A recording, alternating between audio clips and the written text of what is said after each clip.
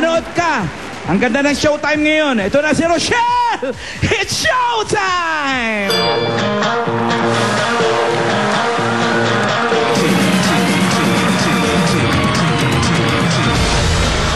Si Rochelle, no? Tumotodo, ah. Oh? Parang hindi inaabot ng umaga sa barracks, oh.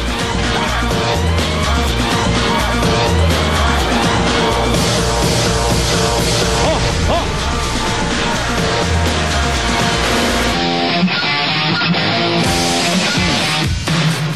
Oh. Uy, namamaril pa, oh. Namamaril pa.